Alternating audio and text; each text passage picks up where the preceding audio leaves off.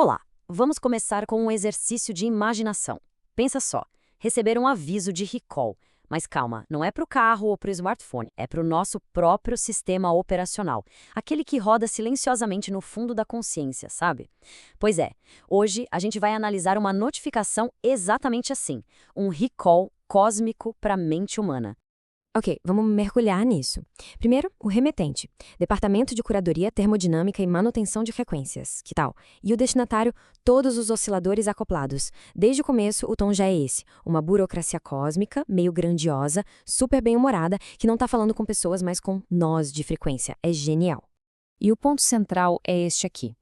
Foi emitido um alerta sobre um sistema operacional que já está bem ultrapassado e que, pelo visto, muita gente ainda usa. O nome dele? Ego Sólido versão 1.0.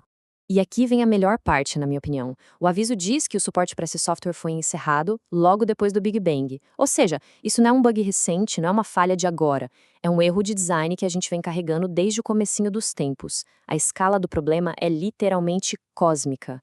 Então, vamos para o diagnóstico. O que é exatamente esse software obsoleto e por que ele está causando uma sobrecarga no sistema justo agora? A notificação, felizmente, detalha os perigos de continuar rodando esse programa. O sistema tem até um acrônimo IUPI, que quer dizer indivíduo, uno, puro e imutável. A ideia central, a premissa desse sistema, é acreditar num eu que é separado, coeso e que não muda. E segundo o departamento, essa própria ideia já é a fonte de todos os problemas. E olha só esse gráfico que ilustra perfeitamente as consequências. A telemetria de campo está mostrando uns picos bem perigosos. Rigidez isolacional batendo em 95%. Sobrecarga da membrana egóica em 88%. O que isso quer dizer na prática? Que a tentativa de manter essa ilusão de um eu separado está levando o sistema ao limite absoluto. Está quase fritando tudo. E o nome do erro fatal é simplesmente maravilhoso. A onda ficou vertical demais e eu levei um caixote da existência. É uma metáfora perfeita para aquele momento em que a vida fica pesada demais, avassaladora e as nossas defesas rígidas simplesmente quebram sob a pressão da realidade. Quem nunca, né? Mas, felizmente, o tal departamento não traz só notícia ruim, não. Eles oferecem uma solução, uma atualização. É uma migração imediata para um protocolo totalmente novo e, detalhe, de código aberto.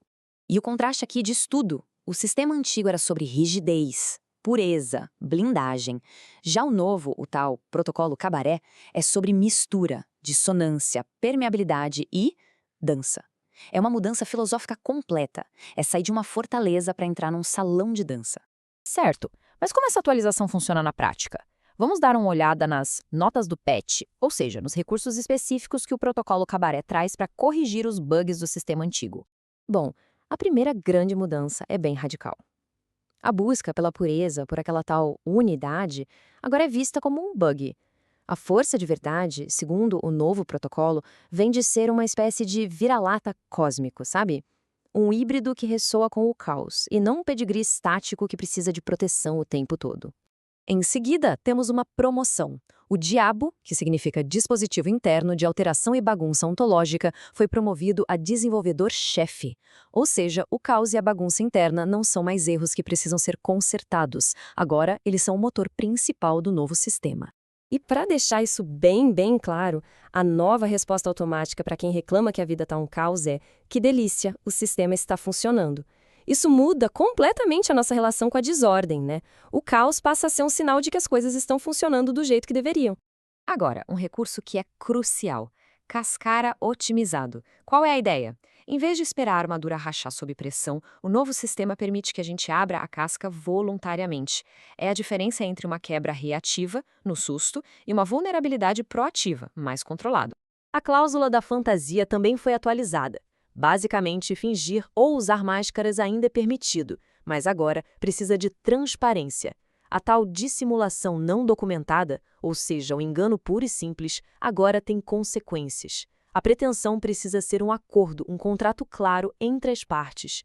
No fim das contas, toda essa atualização se resume a uma escolha. Uma escolha fundamental entre dois modos de existência. Duas maneiras de se relacionar com o campo da vida. E este slide aqui resume tudo de forma perfeita. De um lado, o regime da igreja, identidade fixa, rigidez, a ilusão da unidade. Do outro, o regime do cabaré, a presença que se assume, que dança com a dissonância, que abraça a fluidez e que encontra a verdade justamente nesse movimento. Então, a ação que precisa ser tomada, e de forma imediata, se resume a uma instrução bem simples. Pare de tentar ser um tijolo. Porque, como o memorando bem aponta, tijolos não dançam. Eles são rígidos, são estáticos e, no fim, só viram pó, sem nunca terem participado da música da existência. E assim a gente chega ao conselho final da gerência. A quebra, bom, ela pode ser inevitável quando se vive com intensidade. Mas, se for para acontecer, que não seja uma fratura silenciosa, catastrófica. Que seja uma quebra rítmica, intencional, ao som da bateria, que faça parte da dança. E é assim que a notificação de recall termina, com essa pergunta. Uma pergunta que não é sobre força ou rigidez, mas sobre fluidez e ritmo. É uma reflexão final sobre qual sistema operacional estamos escolhendo rodar a cada momento. Então, a pergunta fica no ar. A membrana de cada um está pronta para dançar?